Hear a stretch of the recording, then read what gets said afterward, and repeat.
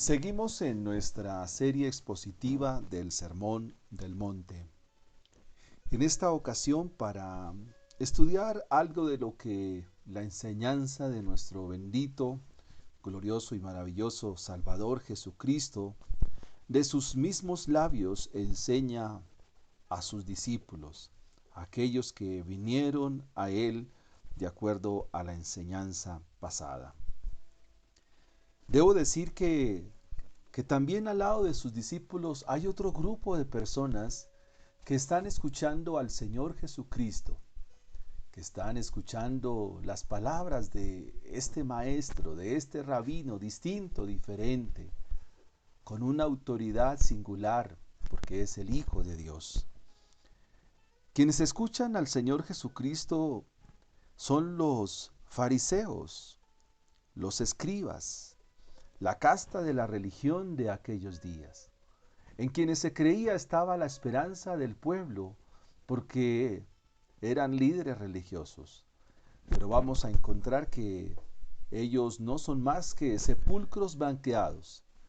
Ellos no son más que hipócritas, porque así el capítulo 23 de este mismo Evangelio de Mateo les describe así. Ay de ustedes, escribas y fariseos, hipócritas. Es un estribillo que se repite en el capítulo 23 una y otra vez para confrontar la realidad religiosa y la realidad pecaminosa de estos líderes religiosos, que no escucharon el mensaje de Jesús, algunos.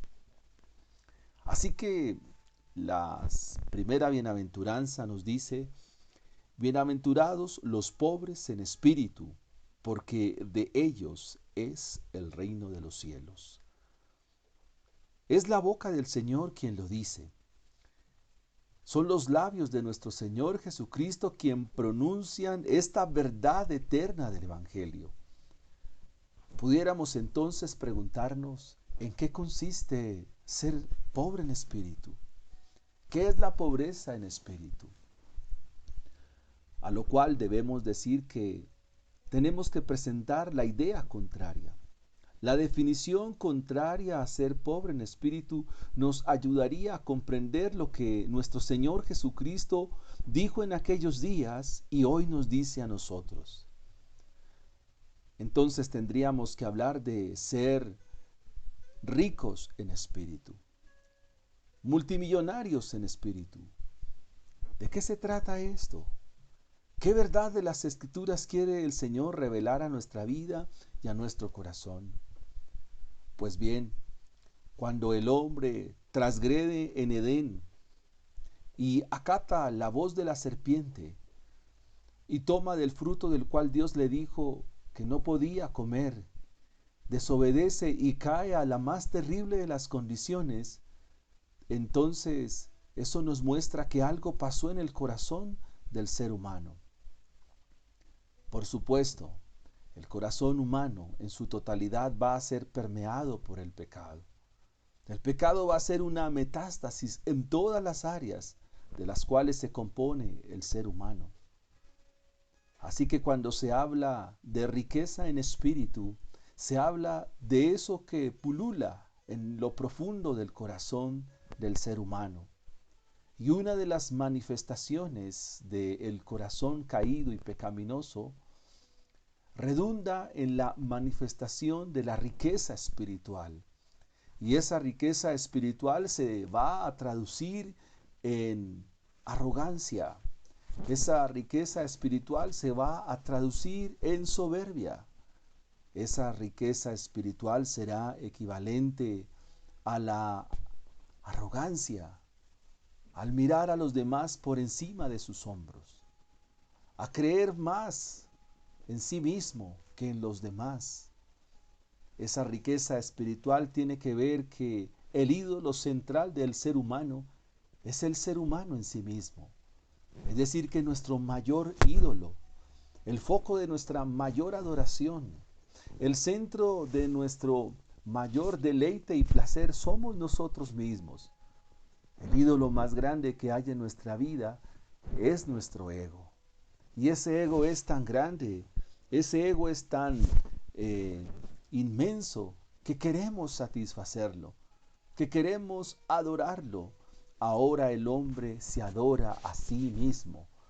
Y de eso se trata esta idea contraria a lo que presenta nuestro Señor Jesucristo. Ser rico espiritual significa tener una soberbia altísima, de la cual no necesitamos de nada ni de nadie, y mucho menos de Dios. Ser rico espiritual significa estar invadido por esa arrogancia, esa petulancia, esa soberbia que no nos permite bajar la cabeza. A Israel se le conoce en la antigüedad como el pueblo de dura cerviz, es decir, que les costaba inclinar su cabeza. Tiene que ver con las vértebras cervicales, es decir, con bajar la cabeza en esa parte cervical, en la dura cerviz. Así que lo que el Señor nos dice es serio y contundente. ¿Por qué serio y contundente? Porque es el requisito para poder ver la puerta del reino de los cielos. Ser bienaventurado significa reconocer nuestra pobreza espiritual. Significa reconocer nuestra necesidad inmensa por Dios. Dios no necesita que seamos sobrados con nada ni con nadie. Dios no necesita que seamos arrogantes, todo lo contrario. Se requiere que seamos revestidos de humildad, sencillez en el corazón. De ser así, entonces la puerta del reino de los cielos se nos estará abriendo, porque es la base de todo el sermón del monte. Será la base de la enseñanza de Jesús. Eso es equivalente a cuando el Señor dice, el reino de los cielos se ha acercado, cuando reconocemos lo que hay al interior de nuestro corazón. Lo que está en nuestro corazón es terrible. Y la dicha, la bienaventuranza, nos muestra que se es gozoso, que se tiene una alegría más allá de nuestro estado de vida cuando vemos el pecado de nuestro corazón.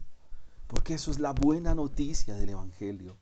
Mostrarnos que en nuestro corazón, en nuestra vida, hay una necesidad muy grande y tiene que ver con la pobreza en espíritu.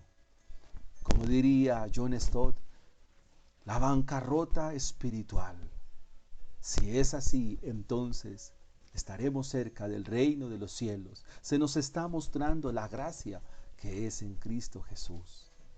Por eso la palabra de hoy dice, bienaventurados los pobres en espíritu, dichosos todos aquellos que saben que tienen esta necesidad, dichosos todos aquellos que saben que tienen este agujero negro en su corazón, que algunos quieren llenarlos con droga, con sexo, con alcohol, con deportes, con muchas cosas quieren llenarlo, pero siempre ese vacío permanecerá, a no ser que nuestro bendito y glorioso Salvador llene ese vacío. Así que, bienaventurados los pobres en espíritu, porque de ellos, a ellos les pertenece el reino de los cielos. Y el requisito primario, elemental, es que quien es discípulo de Jesucristo tiene en mente siempre esto, su necesidad continua y permanente por Dios. Queridos hermanos, estimados amigos, el Evangelio lo necesitamos todos los días de nuestra vida. No habrá un día en que no se requiera del Evangelio. No pasará un día en que nuestra vida no necesite del Evangelio. Porque siempre nos vamos a ver en déficit y siempre nos vamos a ver faltos delante de Dios.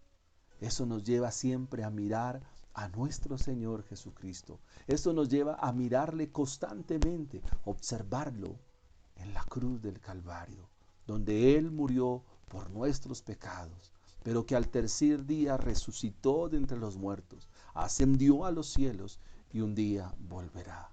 En aquel día, cuando Él vuelva, esta bienaventuranza se hará patente, porque el reino de los cielos será una evidencia. Por ahora disfrutamos del reino, militamos en este reino, caminamos en el reino, pero falta la consumación final. Así que, mi amado hermano, Dios le bendiga ricamente.